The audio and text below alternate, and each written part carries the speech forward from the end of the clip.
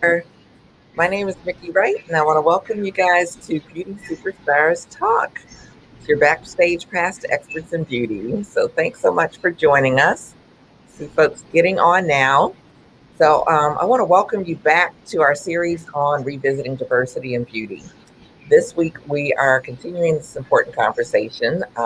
It's all throughout the beauty industry because last year, after the murder of George Floyd, many of the brands made promises to make changes and to become more diverse, more inclusive, and create more equity in and for Black beauty professionals and consumers.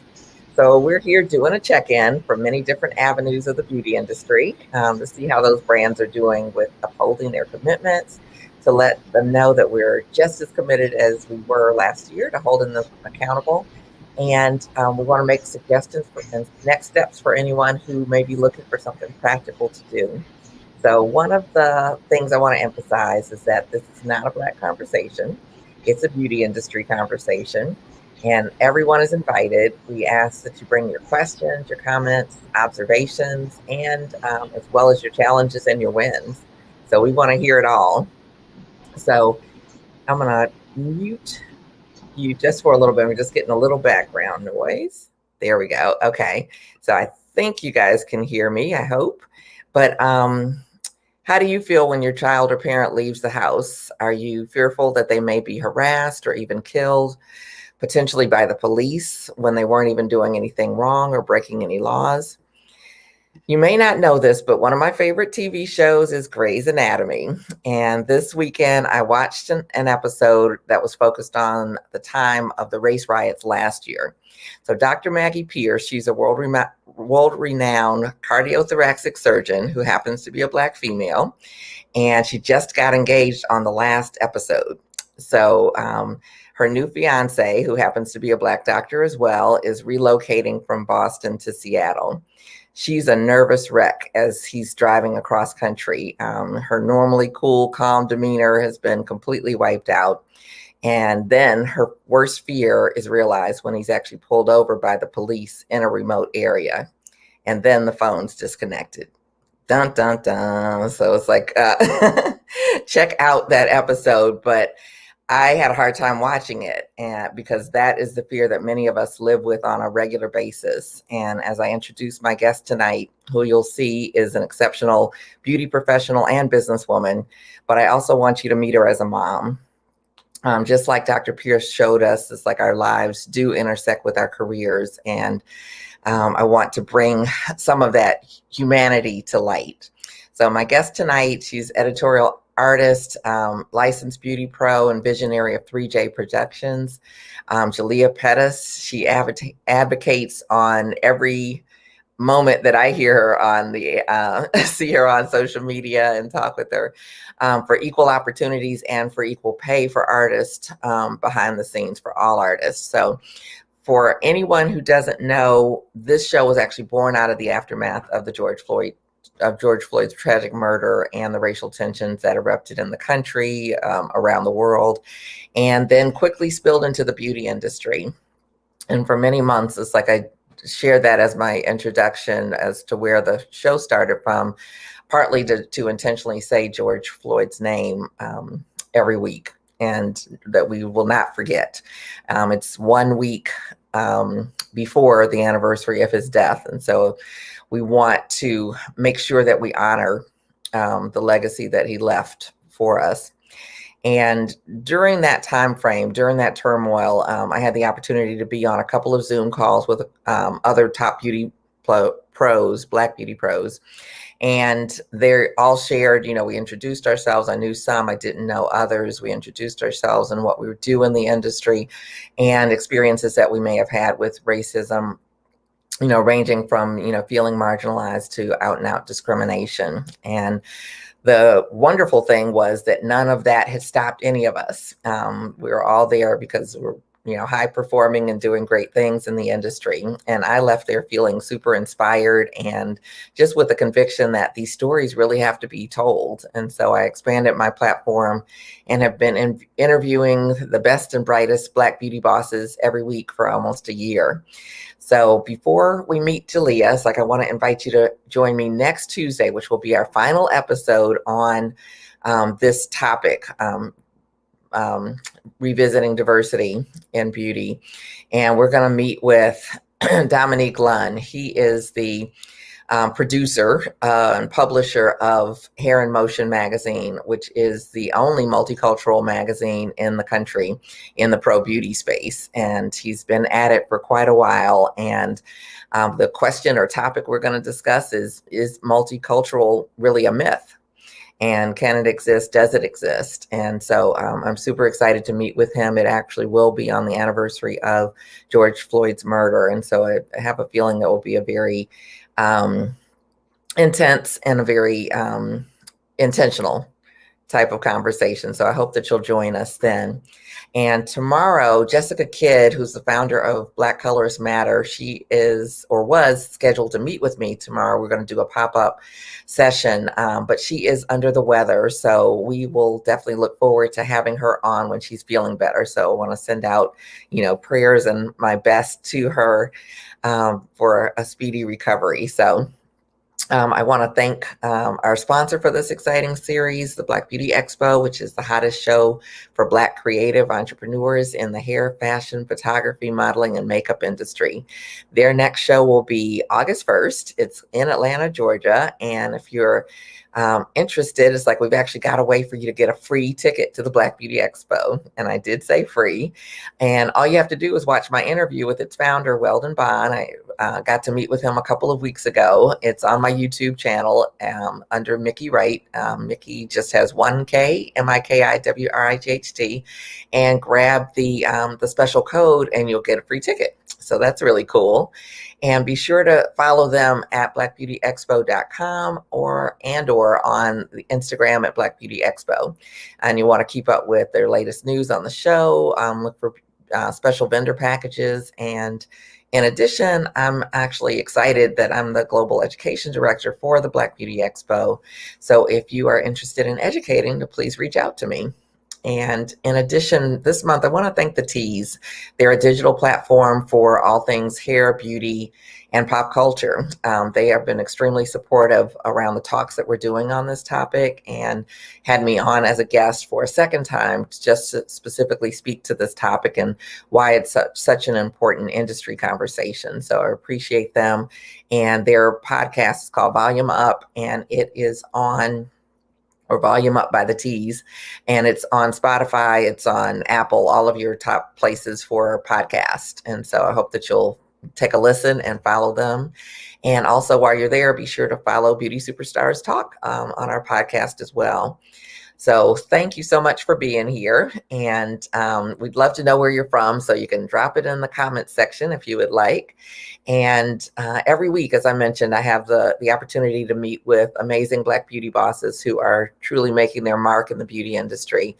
And so more than a podcast, this is actually a movement. We're here to encourage Black excellence and entrepreneurship, to preserve our history, and to bring healing into our industry. So if you're loving what we're doing here, you can consider partnering with us. You could contribute $5 or any amount, and you can even sponsor a deserving student or beauty pro with training. So just visit beautysuperstars.com and you can look for the red button. And if you are a talented beauty pro but unsure if you're charging enough, if you may be charging too much, or you're wondering if it's time to raise your prices, we've been having a lot of conversation about this. So I decided to put together a free webinar. It's called Level Up, and it's pricing strategies for dope stylists. And you can sign up for it. It'll be in June. It's at linktree.com, Mickey Wright. And of course, another 1K, just MIKIWRIGHT, and you'll be able to sign up there. So without further ado, it's like I want to welcome my guest, and I want to share her bio with you before we jump right into her story. So welcome, Jalia. Thank you for having me. I am super excited to talk with you. It's like I'm just going to pull up your bio and we are going to rock and roll, kind of jump right into everything. So, Okay. give me 1 second. It's like I had it. And you guys forgive me. And I did forget to mention that to that I'm here. I'm excited about our conversation, and I've been having a little challenge with my back, and so just bear with me if I look like I might be shifting around or grimacing or anything like that. So appreciate your. I'm already, I'm already feeling it. Oh no, okay. I keep shifting too. Uh-oh, yeah. So it's like we've got a looks like two folks with challenges in that arena, but Yeah. we're gonna have a fabulous talk. So Miss Jalia Pettis, she's a visionary and a woman who wears many hats, having a business background composed of over 20 years in human resource management, coupled with training and marketing experience. Understanding her purpose is aligned to her passion, she made the decision in 2006 to create 3J Productions, a multifaceted firm of professionals that caters to those in the beauty, fashion, and entertainment industries. So 3J Productions offers a broad range of services to include business development, brand management, imaging, art, direction, event planning, and public relations. The following year, Jalia was the brainchild behind an event entitled the Style Exhibition, which was awarded a proclamation by the mayor of Columbia, South Carolina, as the premier fashion event of the city. Her event has been rebranded and as of 2019 is a beauty workshop for students and licensed beauty professionals. In 2008, she went a step further and launched her freelance makeup artistry career. After a solid year of trial and error, she reached out to others in the industry and began studying the craft of makeup artistry. After many fashion events, photo shoots, and travel throughout the Southeast, she relocated to Arizona, which took her career to the next level. In 2014, she returned to school to study aesthetics and graduated at the top of her class. In July 2015, she became a Beacon Award winner, and in May 2017 was named NAHA finalist for Makeup Artist of the Year, both accomplishments through the Professional Beauty Association. As a licensed esthetician and professional makeup artist, Jalia educates her clients on having, um, oh my goodness, I've lost my little place here. That's why I don't usually read it on here. I'm so sorry, guys. As a let's see, as a licensed esthetician and professional makeup artist, Jalia educates clients on having healthy skin, the skin that lives under the glitz and the glamour. In 2018, she began her journey as a platform educator, traveling to offer other professionals training, and has developed a 7-week long curriculum for those interested in becoming certified makeup artists. In 2020, she was named an International Beauty winner, Award winner, and it's another educational milestone, earning her licensure as a hairstylist. So, woohoo! And Jalia also contributes as a guest writer to various publications and blogs where she shares insight and practical tips. She's a certified trainer through Achieve Global, a member of the Professional Beauty Association, and the 2018 American Small Business Champion for the state of Arizona. As a proud mother of 3, her life philosophy is based on faith, passion, and perseverance. So we are super excited to have you here. So thank you so much. Thank you for having me. I appreciate it. Yeah, so impressive, so impressive. So Thank you. you had a whole career before you even started in beauty. So tell us, how did you get started with beauty? What made you, snap one day, or was it a process, or what was that like? It was by accident. Okay. If I can describe it as anything, I would say that it was by accident. I never had a desire initially to be in the beauty industry.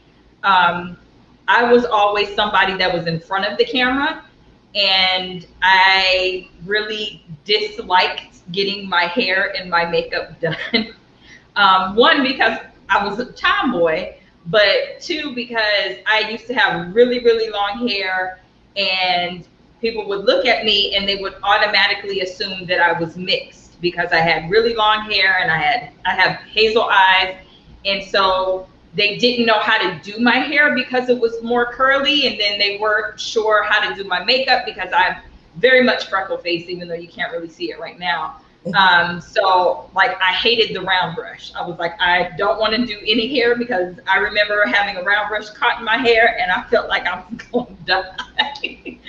So it was totally by accident. But when I started 3J Productions, majority of my talent that I was managing were Black women. And I remember their biggest complaint when I was like, it's time for you guys to start building your portfolios was, we can't find anybody to do our hair and makeup. And I didn't understand that. I'm like, what do you mean you can't find anybody? You should be able to find somebody.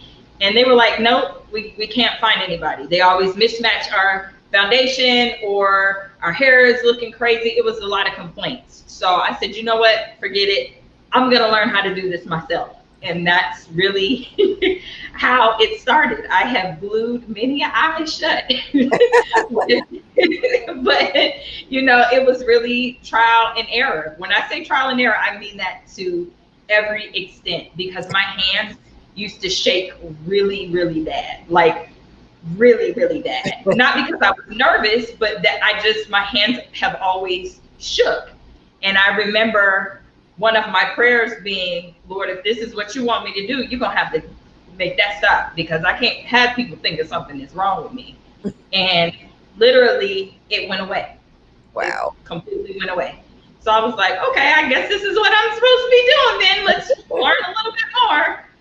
So that's how it all started. And when I really started diving deeper and I made the decision to relocate from South Carolina to Arizona, everybody thought that I was crazy because I quit a full-time job with benefits to follow a passion with 3 kids in tow. So yeah, it was completely different than what I'm doing right now, for sure. Yeah, that's awesome. I think it's inspiring for a lot of people, because some people are sitting watching, at a job and saying, well, it's like, I really want to do this. It's like, that wasn't necessarily your story, but it's like, even just taking that leap, I think, is such an inspiration.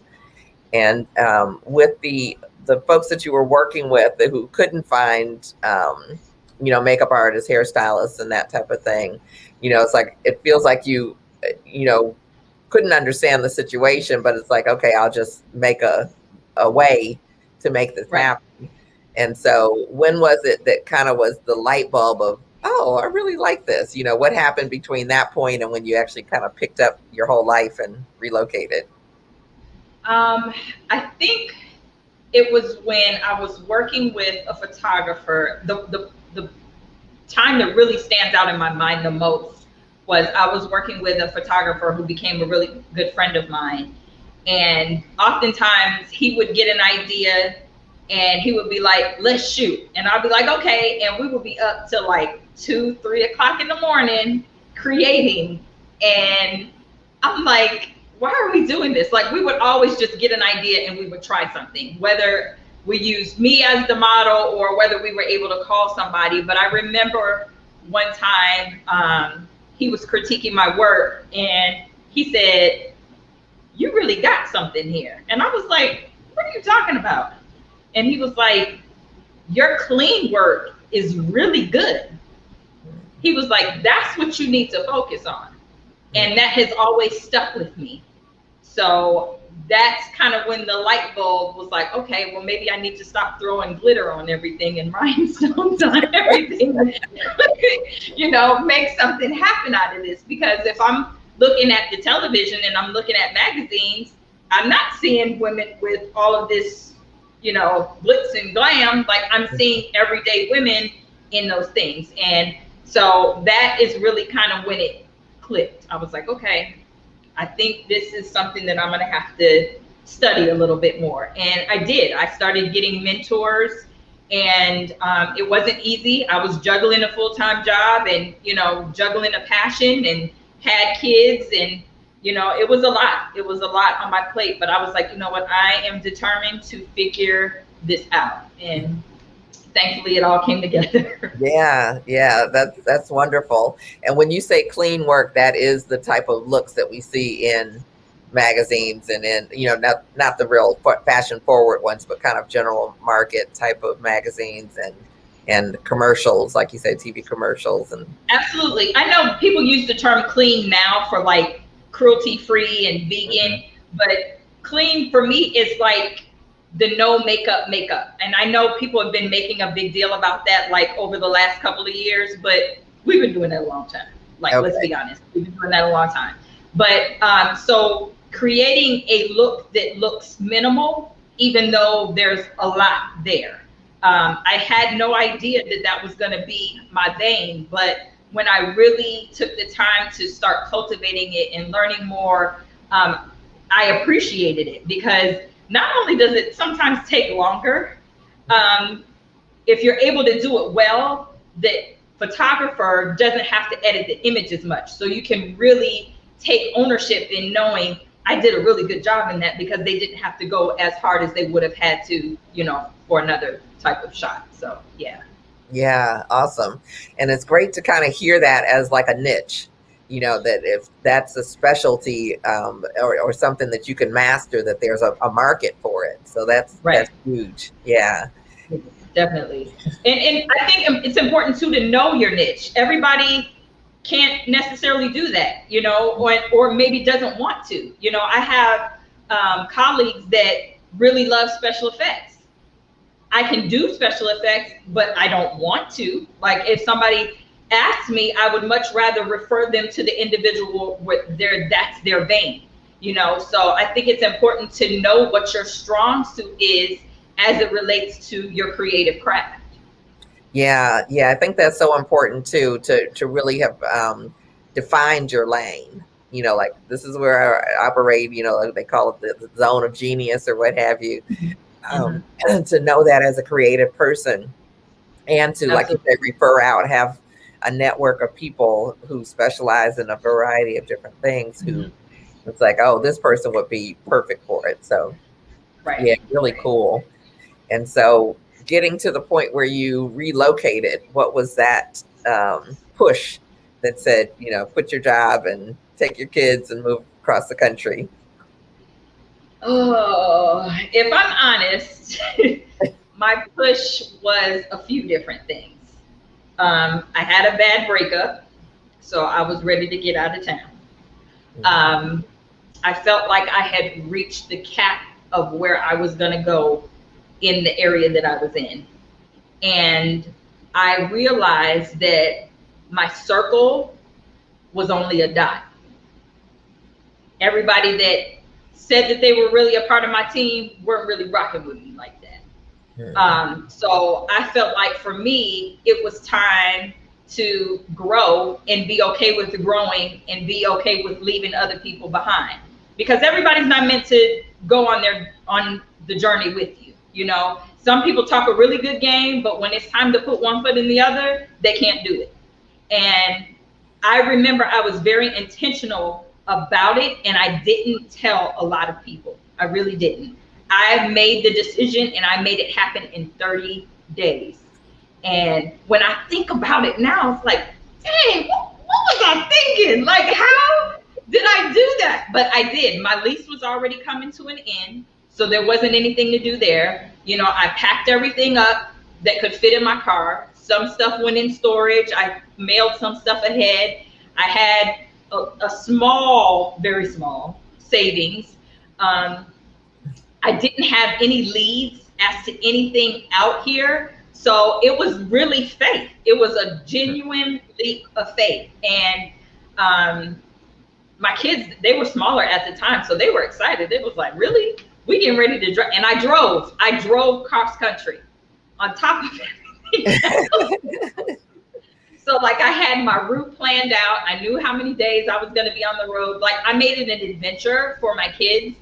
And again, I only shared it with a small number of people because I didn't want to hear can you believe she's doing that? You're not going to succeed. I was already feeling that anyway, especially, oh, you're quitting your job to move across country and you have nothing lined up. I had nothing lined up.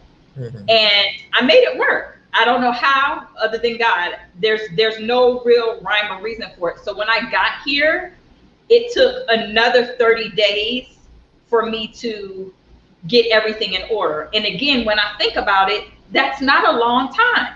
It took me 30 days to find a place because I didn't have a place. So I was staying with my mother with 3 kids. Lord help us.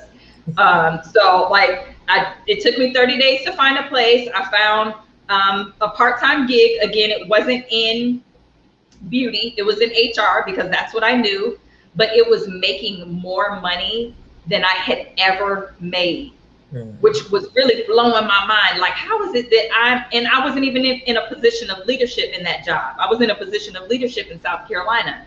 I had less hours. My boss didn't work in the same city as me. And I was very transparent with them and letting them know that I had plans to do things within the entertainment, beauty, and fashion space. I was very transparent with that. So they knew all about that. So my schedule was super flex. So everything was really working out the way that it needed to, with the 30 days for me moving and then the 30 days for me, finding my place and going on from there. Like, everything happened the way that it was supposed to. But I had to start all over again. And that was the hard part, is I was coming into a market where nobody knew who I was. They didn't care about what I was doing in South Carolina. Like, I remember I went and met with an agency out here, and I maybe was seated 3 minutes before she ended the interview. Like, she was not trying to give me her time at all. She was like, oh, well, you need to work with some photographers out here. And I was like, did she really just basically close the door in my face? And fast forward, I remember seeing her so many years later, and she was like, oh, I'm so glad you took my advice. And I was like, yeah, what advice? You met me for 3 minutes. Like, I did this because this was something I wanted to do. You can't take credit for any of this. So it's been a trial. It's been an uphill climb. I have way more horror stories than I do other stories, but and that's one thing I feel like for me is different than a lot of other people. Some people don't want to be that transparent and tell you that, there's going to be ugly days. There are absolutely way more ugly days than there are, other days, but it's all about, what you're willing to do, how much you're willing to go, because you just never know what's on the other side. So for me, there's just no quit. So I guess that's kind of how I feel about it, long and short. Yeah. Well, I hope you guys watching and listening are getting something out of this, because this is incredible. I love your story, and it's like we have so much in common, which is really crazy in hearing it. I too made a cross-country move, and so. But yeah, it's like, I think it's fabulous that you like you said, just inside yourself knew that you had outgrown the space, basically, and it was time for a change. And take the leap, come what may. This is the direction we're going. So yeah, I love that spirit, and I'm sure your kids gained a lot from the experience of, and will probably appreciate it even more as they, continue to get older, how brave it is and how courageous, you were in making those decisions that have been obviously life-changing. Definitely life-changing. I don't think they appreciate it now.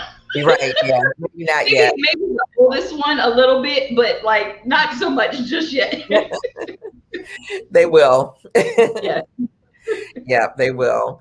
But talk to us about, what do you do with your days? Like, I see you online, it looks like you're busy. What is it that an editorial, is that kind of your classification, editorial, makeup and hair and makeup? I guess session stylist would probably be closer. Okay. But no one day is different, because it's not always the session styling vein or hat that I'm wearing. Some days I'm wearing my visionary hat for my main business. And then some days it's just mom. So every day is different, and I'm thankful that every day is different, because I don't get stuck in a rut. There's no, oh, I don't feel like doing this today, because literally every day is different. Especially like with me finishing up school for the hairstyling portion, like that's been monopolizing a lot of my time. Okay. So, I'm almost, I'm almost done with that. And then I'm still taking my branding clients through 3J. And then I have photo shoots that I'm working on for relationships as far as like brand ambassadorship. And then I have my skincare clients, and then I have my makeup clients. And then um, I'm going back to school again. I Okay. know that's crazy, but I mean, I can't. I had an opportunity to go through the Cornell University Women in Leadership program, Oh, nice. um, and they're offering it to me for a full ride scholarship. I can't say no. Yeah, congratulations Can't on say that. no. That's So I'm a sponge. So I'm taking in all of the experiences, and at the same time as I'm taking them in, I'm hoping then that I can help other individuals, which, leads to my educator hat. I have quite a few events on the books this year for different events that I'll be educating, whether it's on the makeup artistry side or on the business side. So every day is different, and I appreciate that. Just like every client is different. I really appreciate that I have that flexibility. And one thing that I will say is when I came into this year, I actually said it in 2020, going into 2020 before all the pandemic stuff hit, but I was very intentional about making sure that I took time for me, because I had gotten to a point where I was just nonstop, that I neglected me, and my health started declining as a result of that. And I can't make it to all of these clients and all of these events and do all these different things or be there for my kids if I'm not taking care of myself. So after a certain time, I don't answer that phone. It goes black so that I don't mess with it. I take time, like me and my daughter, we have days now that it's quality time for us, where we pull something out of this little container and we watch a show. So like I'm very, very intentional about making sure that I'm making time for me, whether that's me by myself or me with my kids, because I do have two young adult boys. I call them boys. They're gonna forever be my boys, but they're grown in essence now. So it's different, but at the same time, with the climate of everything, I'm always texting them when they're not with me. Right. I need you to check in. I need to know where you are. And I know they are like, we grown. We shouldn't have to check in anymore. But I'm like, yeah, you're black and I need you to check in. Like I have to remind them all the time. Like, please look at your skin color. You have to check in with your mom. So it's very different. But like I said, every day is different, but I carve out time for me.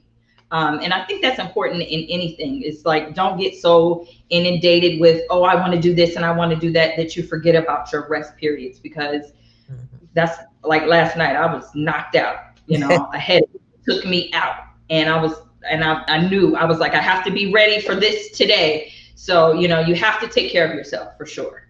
Yeah, I'm so glad you said that, because I think that's so key, and it's so easy to get caught up in going this way, that way. And, it's like, it's exciting, it's fun, it's, all of that, but it does take energy and being centered. And like you say, it's like you want to, spend that time with your family, as well as, just have some downtime to even, I think, inspire creativity, that we're Absolutely. more Absolutely. creative. Yeah, yeah. And you mentioned shows. It's like, I just have to say, we're super excited that you are going to be part of the Black Beauty Expo. So, whoop, whoop. Go feel it there, guys. Yes, I'm excited. I'm excited. That's going to be fun.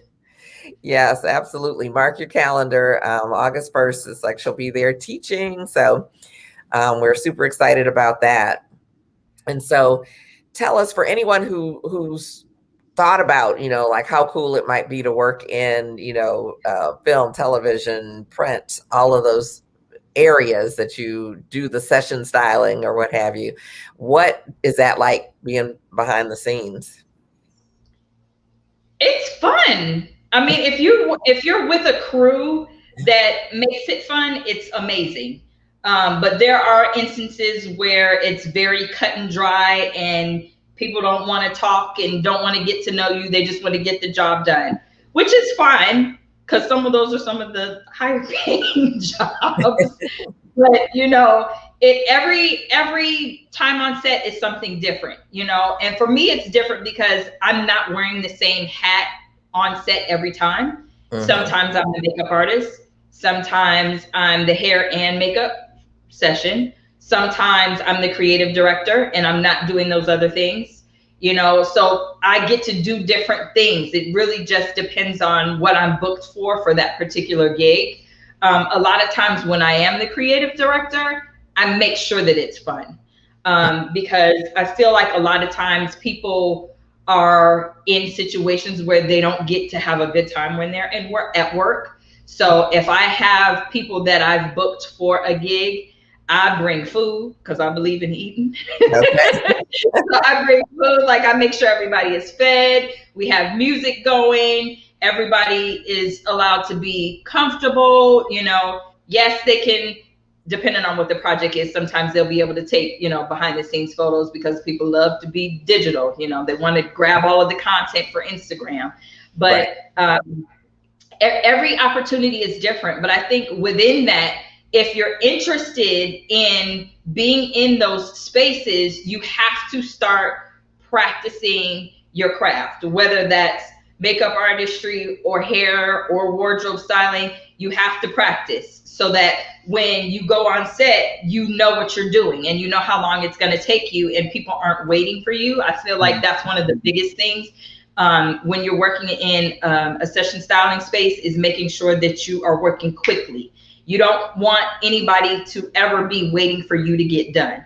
Yeah, they can take as long as they need to set up the lights and all of that other kind of stuff. But when it comes to hair and makeup and wardrobe, you got 10 minutes. You got 10 minutes to do a full face and hair and all that. Like, they want you to have it done when they need it done. So a lot of times I have this mannequin next to me. A lot of times I'll practice my style on my mannequins and I'll time myself so that I know how long it's going to take me before I get on set. And I have a face mannequin as well. I'll practice my style on my face mannequin, or I'll grab a model and I'll practice it on my model.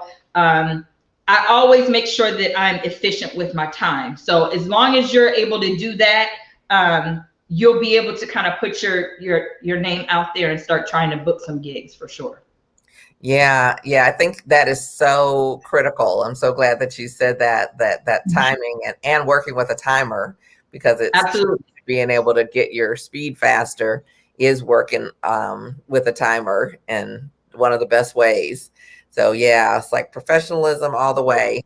And I'll just pause here and just have a couple of comments and all. So Thomas says hello, and Mickey, and guest hello, Mickey, and guest Jalia. And I think this might be Miss. Is that Jessica? Yeah, she does Facebook user. So, but thank you. I can't wait to reschedule. Thank you for your prayers. It's like we're super excited to meet up with you. And S. Oakley says work-life balance and stress management, huge. Yes, absolutely. And Mr. Weldon Jermaine Bond says we're excited to have Jalia as a featured educator at our Atlanta Black Beauty Expo. Yep. So it's like got it from the head honcho there. And Dewana is here in the house. So it says hello, ladies. Hello, Dewana. And hello, and thank you for everyone who's here. And so one of the things, it's like I think I originally saw you on a live with Kia Artistically Neil like last year, and you guys were really going for it. So it's like I followed your Instagram and follow you on LinkedIn and all of that, and you always have really good things to share. And I wanted to just kind of go through one of them, or maybe even two. But you had the ooh child. It's like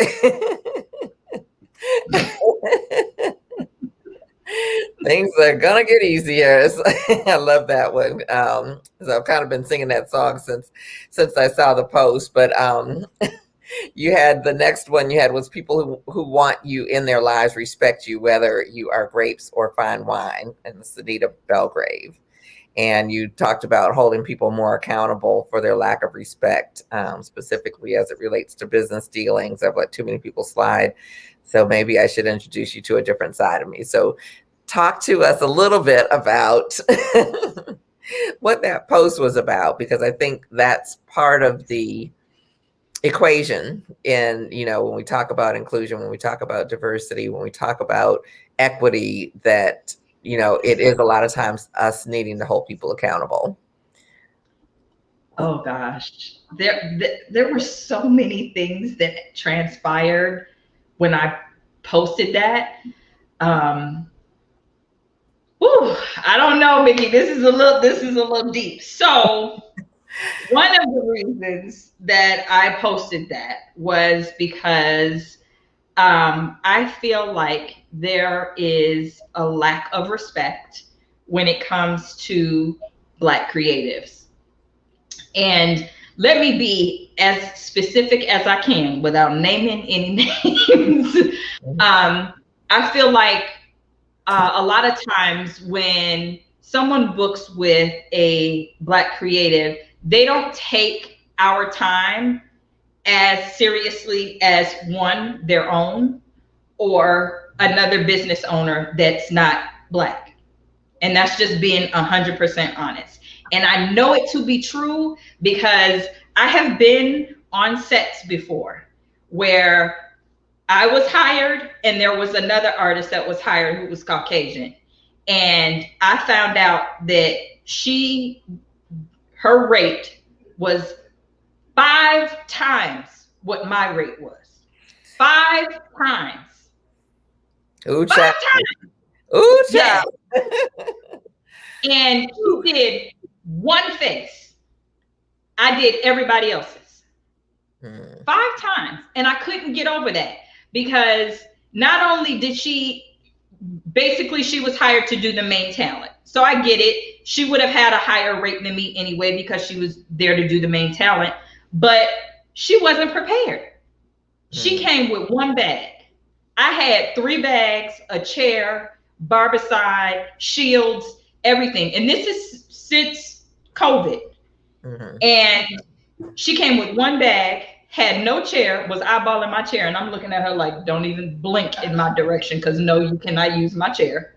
You should have came prepared. So the talent walks in and she's looking at me like, are you supposed to be in here?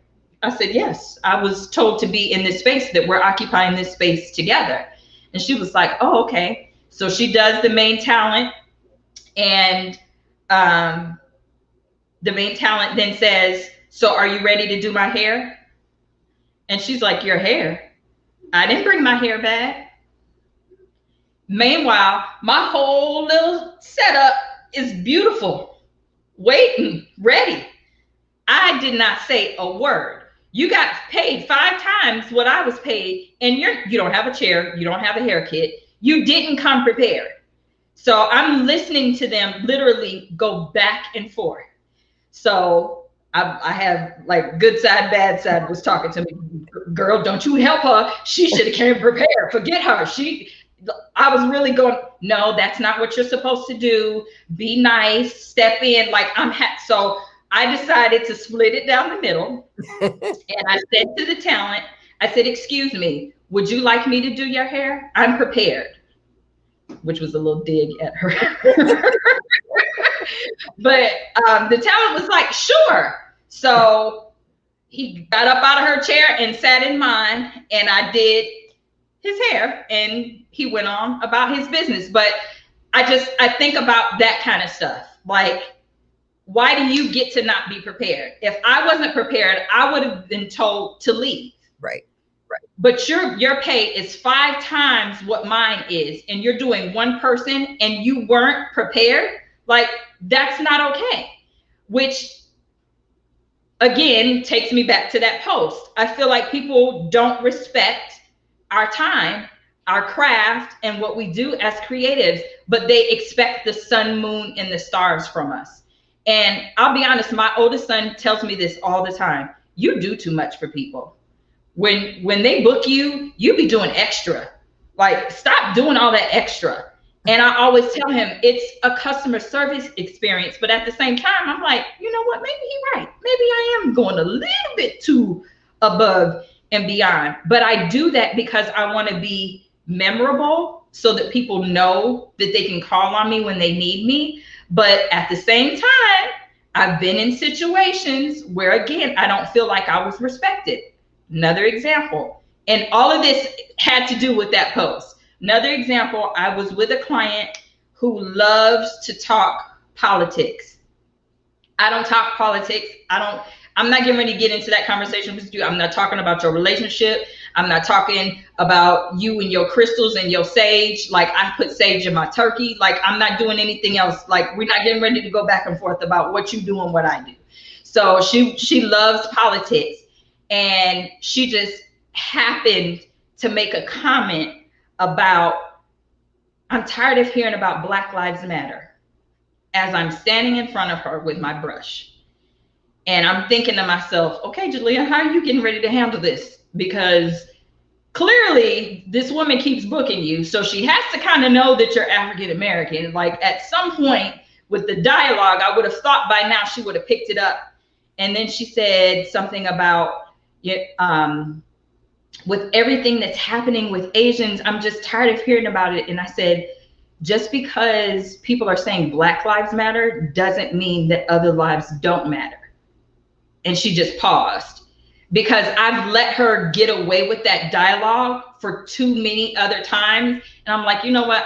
Let me just say what I need to say and dead it. And you close your eyes, or I'm going to poke you in your eyeball. And we never going to return here again. Like, I have all of these thoughts in my head. I'm like, why would people want to, have these conversations when you have hot tools and eyeliner pencils in your hand? Like, I can do so much damage.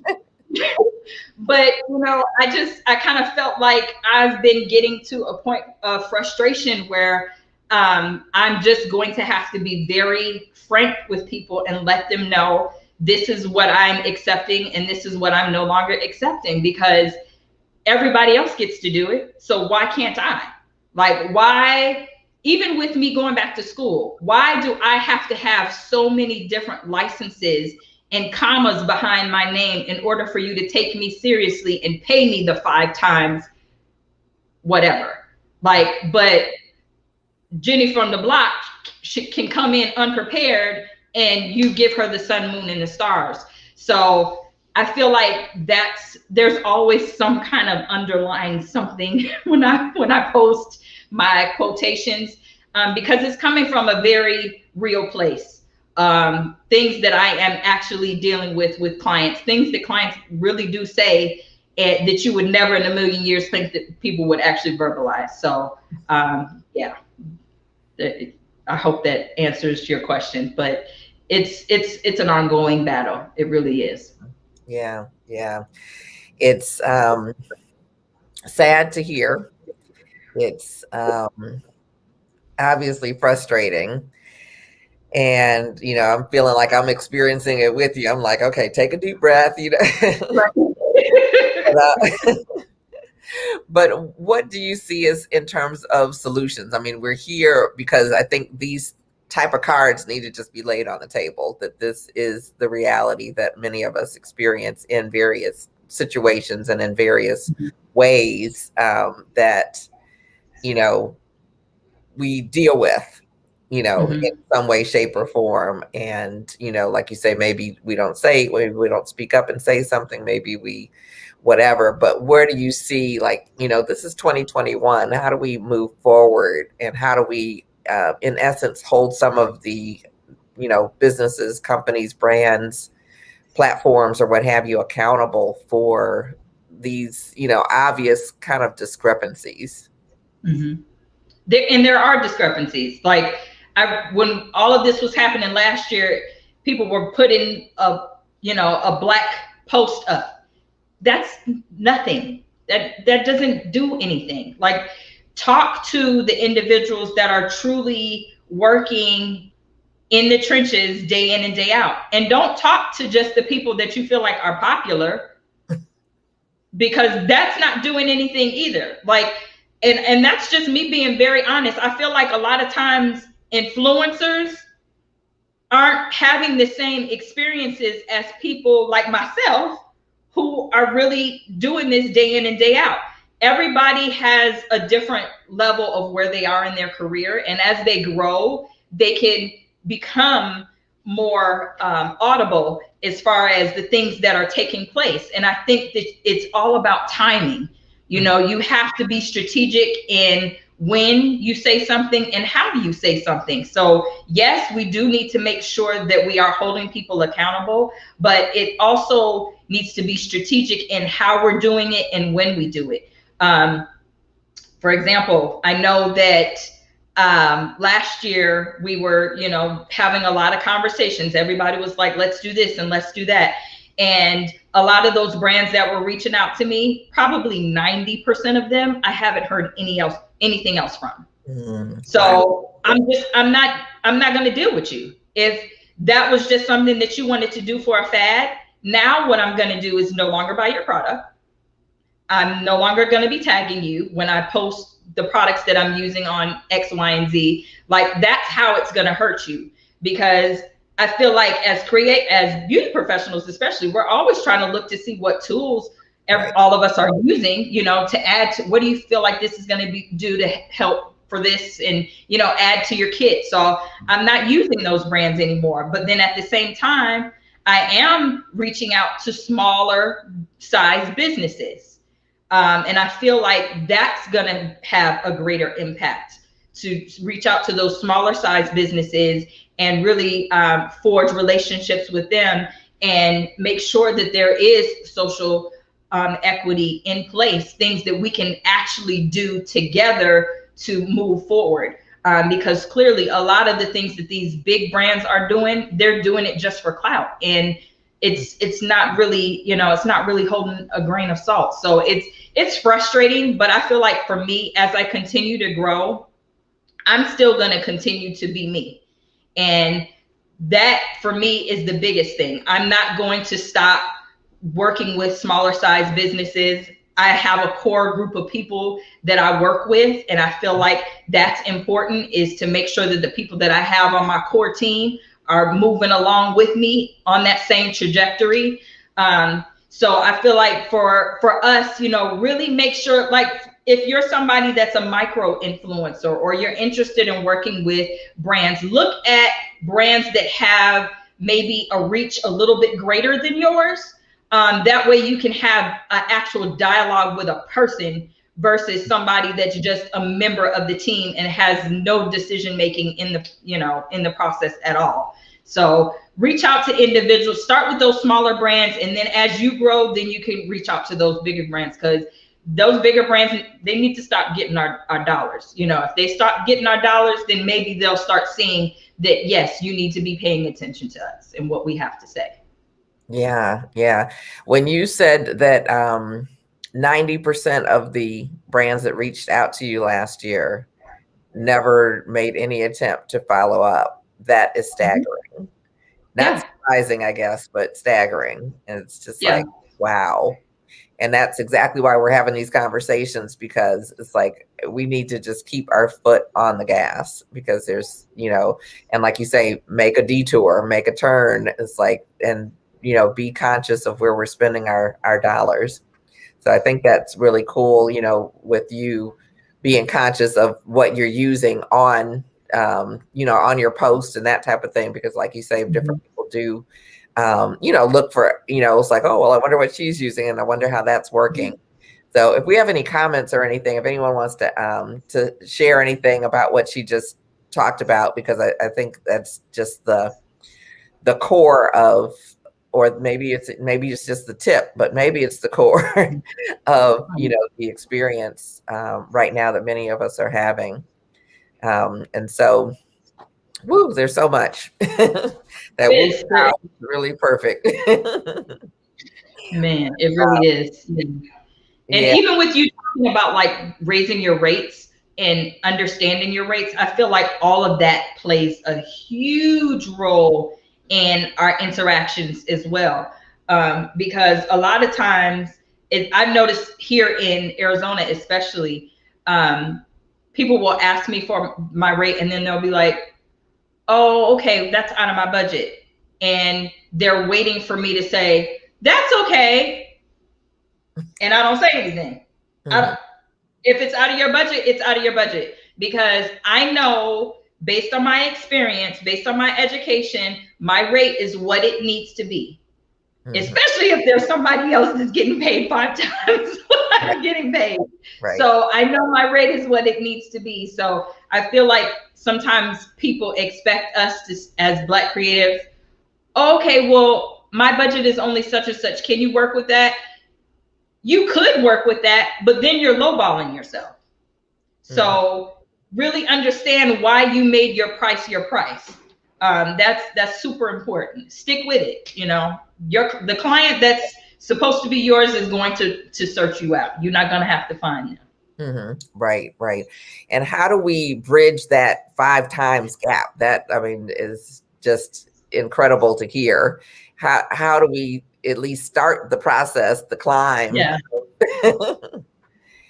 I think it's about building relationships. Mm-hmm.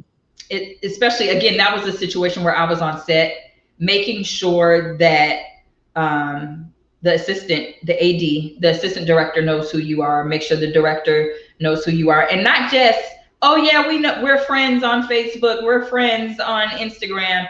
No, you're actually having a dialogue with these people outside of social media, so that you're top of mind when a project comes up. Like I do have that, and I'm thankful for that. Like, I don't have a lot of it, but for those that I do have, I'm very thankful for those, because I know that if something comes up that they have control over who they're going to hire, I'm going to be on that list. So I think cultivating your relationships with people that are in decision-making roles is so important to being able to bridge that gap. Because, you know, if that's somebody that you talk to on a regular basis, they should have your rate sheet already in their file folder. So they know, okay, this is what it is. So if it's a little bit lower, I can ask her if she's willing to do a little bit lower for this particular gig, you know, then you can decide whether or not you're willing to do that. But making sure that you're cultivating those relationships. I know Ava DuVernay came out with a platform called, I believe it's called Array. It's ARRAY.com. And it's for creatives of color that are in film, television capacities, whether you're a writer, a director, any of those crew roles. But you can go on there and create a profile so that when one of those gigs comes up, you're already in their database. So I think that's helpful too in bridging the gap, is knowing what organizations to be aligned with. Right, right. Yeah, that sounds really cool. It's like, I'm really glad to hear about that. That's the first time I'm hearing that. But we definitely need more representation and more ways to be at the top of those lists. And relationships are everything. So absolutely. Yeah. And who are those decision makers? Like, what are the roles that the decision makers would fit into? Is, you know, a creative director, you said assistant director. Mm-hmm. So the director is definitely going to have some say so. Even if there's going to be pushback, the director is going to have say so. The producer is going to have say so. Like, sometimes a producer will pick a hair and makeup person over who the director wants, because the producer is producing the project. Basically, they're the money funnel. Mm-hmm. So those are like the key individuals that you want to build those relationships with. So it's important to build relationships with the cameramen and the sound guys, because even though they might not be at the top of the crew list, if they have a great relationship with you and they hear about something, they still will put your name out there. Mm-hmm. I've had a sound guy put my name out there for a gig before, and I've returned its favor for him as well. So it's really, you should be building relationships with everybody. And that doesn't mean go around passing your business card to everybody. You know, again, it's about being strategic about when you speak up, how you speak up, and what you say. And just surveying your environment. If it's an environment where it's not conducive for you to exchange contact information, then don't. But maybe you could talk to the talent in that instance. So just be aware of your surroundings, but those two key roles, the director and the producer, will be very helpful for sure. Okay.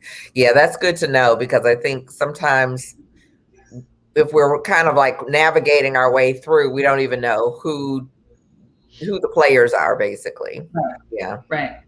Yeah. Woo. So thank you for all of that background lesson there.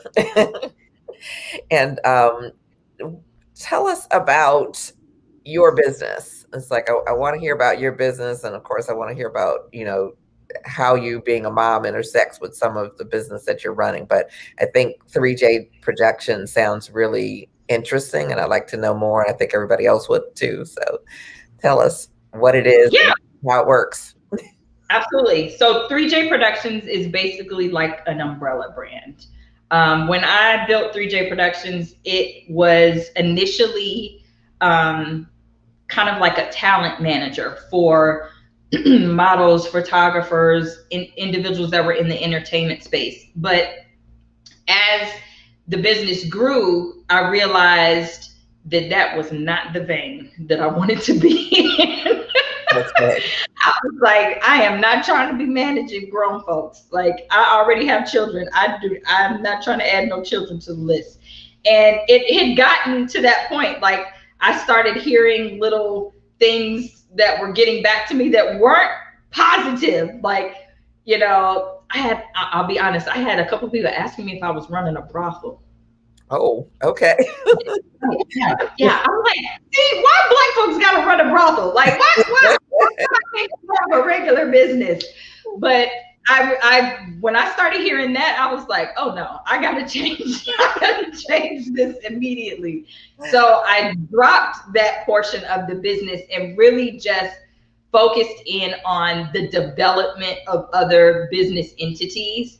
And for me, that has been kind of like right in the pocket.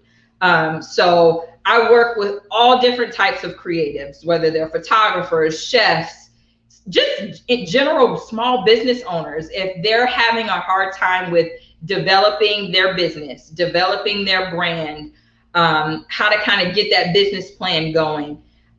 Because a lot of times as creatives, we don't want to do that business part. Right. We just want to create. So thankfully, I kind of call myself a mix of beauty and brains. I'm able to kind of juggle both sides. So with that also comes the imaging aspect. So I talk to individuals about their image and how they want to look to an individual from the outside. Not just their business, but them as a business owner as well. And we talk about cultivating content for their business and what that looks like and how it needs to be authentic and things of that nature. So I work in a lot of those capacities with people, which is really fun because that's where the creative direction kind of comes into play. And then when they're on set, if I can bring in other people for hair and makeup, I do a lot of outsourcing. So I work with other small businesses that are, whether they're on my team or not, as photographers, videographers. I try to make sure it's all funneling within one another, so that the individuals that were once my clients, I'm now working on the other side as being a service provider for somebody else. So that's why I call it an umbrella brand. And then underneath that is me as an entity, Jalia Pettis, I am my brand. So session styling and my educating. And then beside that is the style exhibition, which is the platform for educating specifically in the beauty vein, whether it's barbering, nails, hair, makeup. And it's not just me. I would bring in other individuals to do tutorials. We have events in person and we do a lot of stuff online, especially now with COVID still happening. And then besides that is Blend, my brush line that I just launched this year in February, which when I sit and think about it, I got a lot going on. So I don't know if I'm getting ready to go back to school again. But I like to stay busy. Needless to say, I like to stay Needless to busy. say. And yeah, that's my thing. And that 3J ties into my children. So that's where the name is derived from. Oh, okay. Okay. So bridge us into that, because it's like your business sounds incredible. It's like that sounds really really cool and also really helpful and beneficial for a lot of businesses. And so, and like you say, funneling both sides where people you've helped can actually be part of the team to help the next generation. So I love that. So deep breath. It's like, woo, this is a busy lady. Very Yeah. Yeah. impressive. But tell us about your role as mom and how that intersects with your career. I know we're coming on the anniversary of George Floyd's murder. During the trial, or right after the Derek Chauvin trial, Dante Wright was killed. I know that was a very emotional time. So just talk to us, as a business person and a mom. Um, I will say for me as a business person, being a mom, I've always wanted to do something where I felt comfortable bringing my kids. And I know working in corporate America, sometimes I could bring my kids every now and again, but sometimes, most of the time I couldn't. I was an HR manager, so I was always dealing with problems and things that were happening in that corporate sector. So although I had an office, it was very different.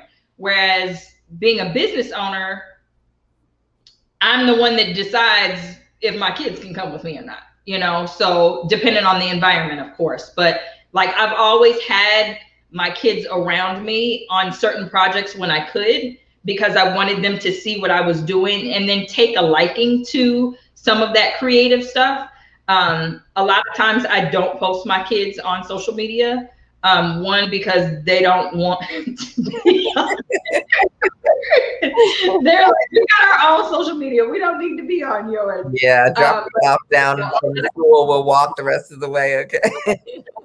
Yes, but uh, they're to an age, or they got to an age where they were able to help me backstage or behind the scenes with projects. So they're very much interwoven within all of the things that I do within the business, especially my boys, because they're older. So they understand the marketing aspect and the financial aspect. They get all of that. They know I can ask them to lead a project and know that it'll get done because they know how I am. I'm very, very anal about things being a certain way.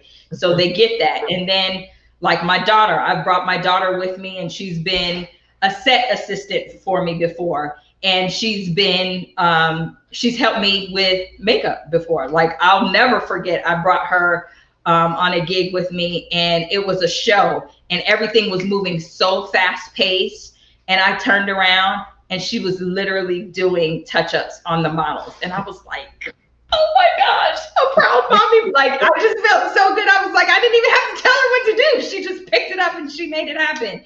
And mind you, she was 13. So she was making it happen. And now she's an agency model. She's signed, so I can utilize her in that capacity when I need to. So for me, I like to keep my kids in the mix of things. But with the way that the climate is now, I feel like I'm always breathing really heavy as it relates to my boys, especially. Because as a mom, especially a single mom, I always looked forward to the day where my kids would be driving and I could say, go to the store and pick such and such up from me. Right. And now that's different. I tell them, text me when you get there. Text me before you leave. Like, I want to know what store you're going to. Like, that way I have an idea as to the route. Like I'm doing way more than I've ever had to do just to make sure that they're okay.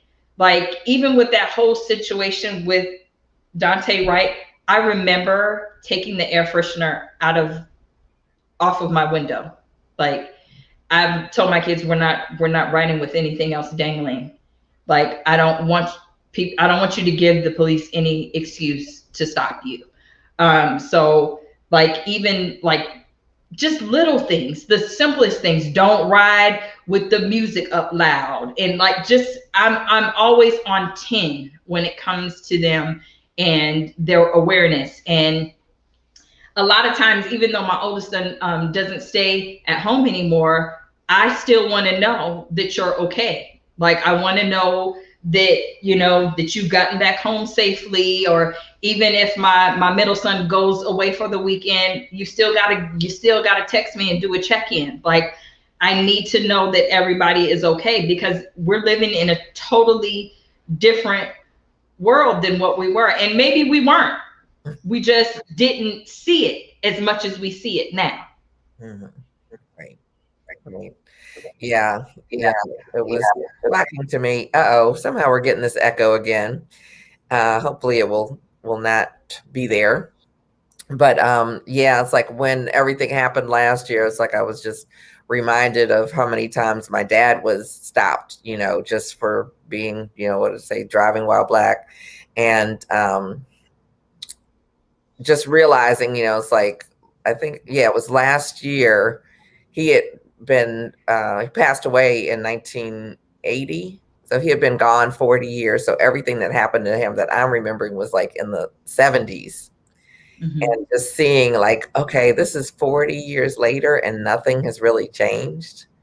It was just mind blowing. Yeah. So it's like, yeah. And it's like that. It's just another level of pressure, another Mm-hmm. level of anxiety in a sense, and, it's like as you're juggling, the clients and your businesses and education and all of those things, it's like to have that is just such a weight. And it's like, it is the reality of where we are right now. But I think it's important for people to, like I said, see the humanity and see the aspirations you have for your children Mm-hmm. are huge, and we still have to have this fear and concern to try to make sure Mm-hmm. that they're okay, that they get to the point where they can experience the aspiration. So Right. yeah, Right. Definitely not trying to live in fear, right, even not trying to live in fear with COVID. right, Thankfully, we've none of us have had COVID. And even with me still working with clientele, I'm masked up and, have my shield on and all that other kind of stuff. But it's like we went from one pandemic to another. Like, we literally just bounced into another. And I know, mhm, there were some things that have taken place in the area that we live in here in Arizona that have been a little scary. And even in California, since we're so close to California, we've heard about some things over there. mhm, Um, and definitely, like you said, the concern is certainly there. I don't want them to live in fear, but I want them to be aware of what's going on. And I also want them to check their attitudes, because I feel like my kids are definitely an extension of me. And at certain points, we can bite back if we feel like we're being backed into a corner. So that's always in the back of my mind too, is like, Lord, please don't let one of my kids get stopped by the police, because he's going to try to run all of the laws down. Like, they going to have it down, and then the police is going to get aggravated. Like, I'm going back and forth with it. So, trying not to live in fear, but just being very prayerful and just being very mindful of the things that we say and do. Again, being mindful of the things that we say and do in business, just like we need to be mindful of them in everyday life. Truly. yeah, yeah. Well, I definitely appreciate you sharing, so much, about, your experience as a mom, as a business owner, and everything that you shared, just to enlighten us as far as your experience with the industry, where it is now versus, where it was last year and, prior to. So there's obviously a ways to go. But what would you share with someone who's, interested in potentially following in your footsteps, one of the paths, or maybe several of the paths that you're on? be ready to do the work and be silent while you're doing the work. You don't have to let everybody know your every move. So kind of work in stealth mode. Celebrate after the victory has already been won. Because a lot of times people just don't want to see you do good. That crab in the barrel mentality. So it's like, dang, she still did this, or he still did that. I thought they was homeless, or I thought they didn't, their car was broken down. All of those other things are still happening, but keep keep putting out praise reports in the midst of it. Don't let people see you when you're suffering, like, because they want to be like, I told you so. Don't give them that glory. So just do the work and move in stealth mode. Celebrate after the victory has been won. Yeah, woo. That's a ooh child. Yeah, I love that. And so tell us, it's like we've just got a couple minutes, but who are some of the people that inspire you? What keeps you being pulled forward? Oh gosh, I got a few. So as far as mentors, one of my mentors is Roderick Samuels. He's a barber. He's based out of Detroit, Michigan. And he's like a brother. He's like a brother and a mentor. He keeps it all the way funky with me. He like talks to me like a brother, truly, which I appreciate. And then my best friend, Luana McCaskill, she is my best friend, but she is also an amazing hairstylist. Like, a lot of the things that I learned about hair, I learned by just watching her. But she's also a spiritual mentor. She's the individual that I call when I need to cry and scream and all of the above. So those two are really awesome for me. As far as like industry people, some individuals that I've kind of just watched their careers and had an opportunity. Have had an opportunity to meet them in person. Kevin James Bennett, he's a makeup artist. He is very raw. Let me say that. But he is so knowledgeable about the industry, extremely knowledgeable on the makeup industry, on the makeup side of things. As far as like hair, I have a few, but it's crazy because as I'm kind of going through this hair journey, I'm learning more about the individuals that have really started and paved the way that aren't as talked about as most. I cannot remember her name, but it was a lady that you featured. And when I really sat and took the time to do the research, she's no longer living, but she had done so much in the industry and people don't really know about her. Is that Olive Benson? What's her name? Olive Benson. Yes. Yeah. I feel like more people need to know about her. Like, when I read her story, I was like, she was bad to the bone. Like, more people definitely need to know about her. So I feel like it's important to share awesome Black stories. Like, it's great. Like I said, it's great to know all these influencers, but know about these individuals that have really dug in and really paved the way for a lot of us as far as where we are right now. Absolutely. Thank you for saying her name. I appreciate that.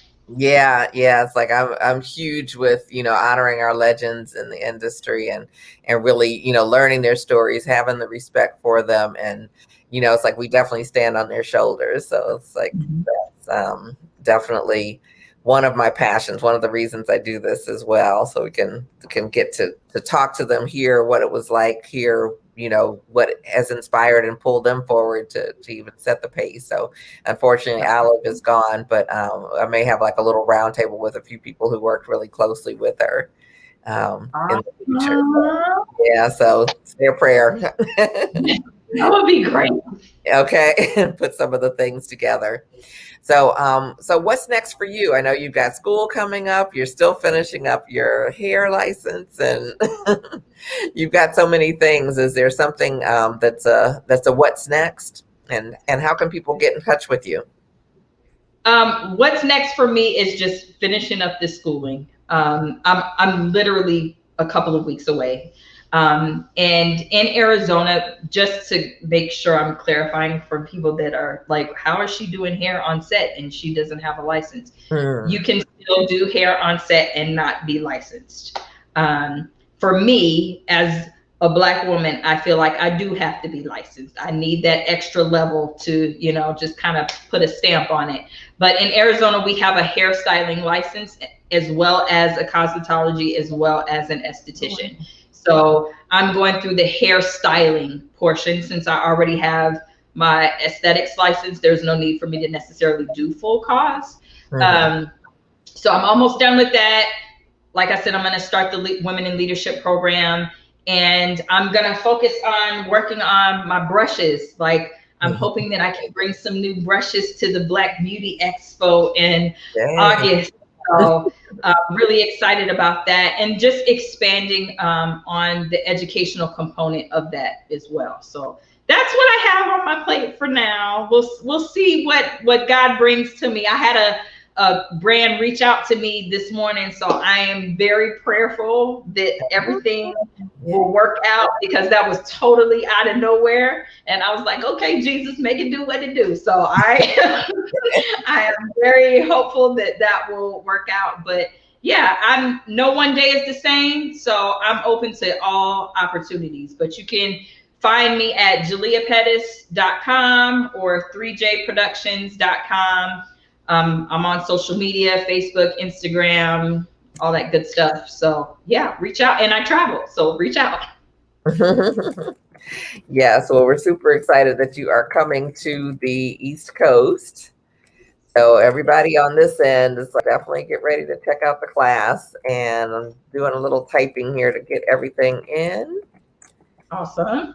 And I think we can save and show. So we've got at Jalia P for Instagram and jaliapettis.com. So follow her. Check out her brushes. I think that's a great way to support her business and all.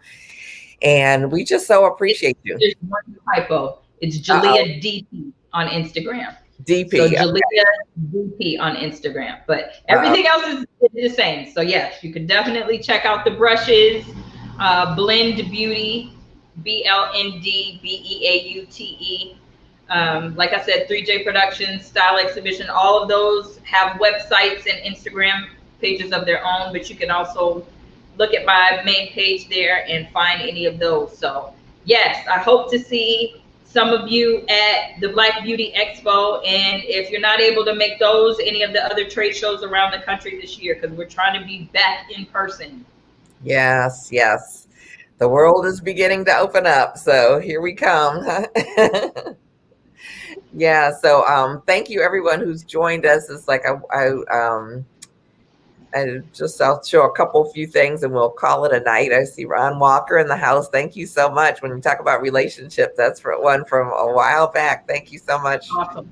Ron, for being here. I appreciate it. Jamie Smith says hello. And as Oakley says, well, the beauty industry is a billion-dollar industry, multi-billion. So it's like we definitely should be getting a good slice of it. And absolutely.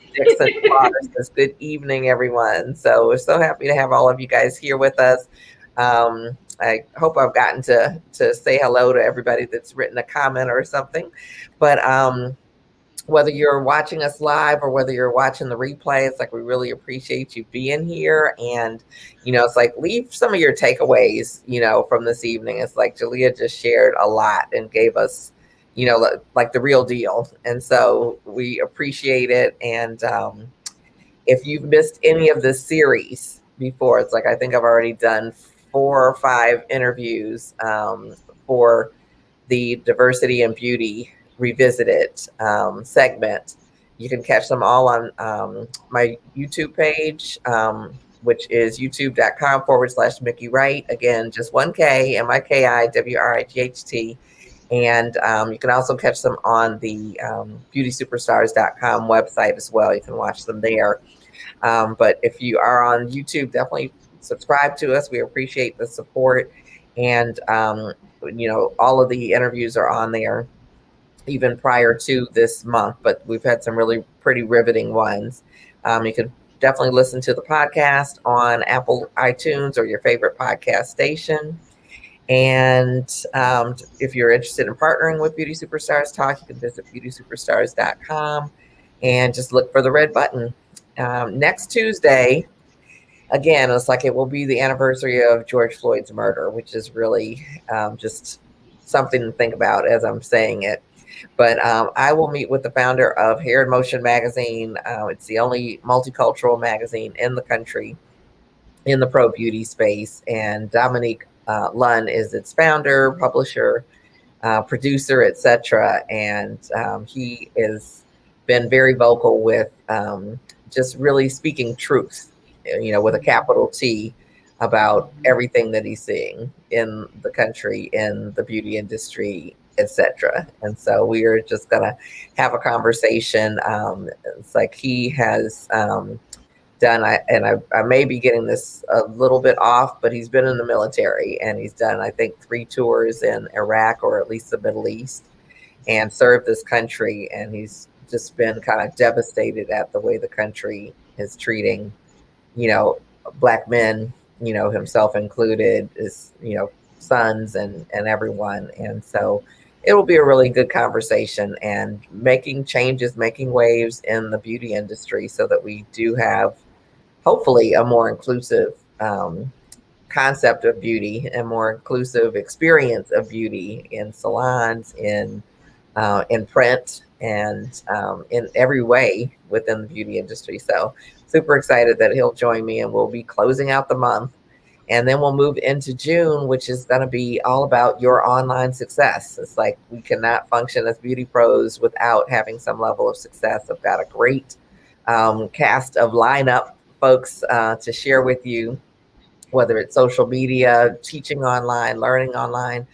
And we'll get to see someone who retired at 40 from behind the chair and has gone on to create mega success. And so I'll save the details for you. Maybe next week I'll share all the details. But in the middle of that month will be our 1-year anniversary for Beauty Superstars Talk. So we are going to Friday. I won't be the host that evening. I will be kind of getting interviewed, maybe even getting roasted. So who knows? But I hope I hope you'll join us and celebrate, making it 1 year, which is really pretty phenomenal. I'm excited about where we've been through this past year, all of the different topics that we've covered already, and I'm excited about moving forward. So I still have in my mind at least about 5 years worth of people that I want to talk to. So it's like this is just getting started, but we're going to celebrate that night. So mark your calendars. That's Tuesday the 15th, right in the middle of the month. And let's see. That's about it. But if pricing is an issue for you, not sure if you're charging enough, not sure how to set your prices, not sure if it's time to raise your prices. It's like I'm going to have a class. It's a free webinar and it's called Level Up. And it's like it's pricing strategies for dope hairstylists because we are so challenged in that area. We've been having some great conversations on Clubhouse. So join us there. But I'm also going to do some things to kind of walk you through what you need to do to put yourself in position to be what I call a luxury hairstylist. So I'm excited, and other beauty professionals are definitely welcome to join for the party. And it's on my link tree, which is linktree/Mickey Wright. Again, 1K, MIKIWRIGHT. And you can sign up and it's free. And that'll be on Monday, June the 14th. So I again want to thank our sponsor for this exciting series, which is Black Beauty Expo. And they are the hottest show for Black creative entrepreneurs in hair, fashion, photography, modeling, and makeup industries. And of course, the show's coming up August 1st. This young lady right here will be one of the educators. So we're super excited to have her there. And as I mentioned, I'm a global educator or global education director for the show. And so if you are interested in being an educator, to please let me know.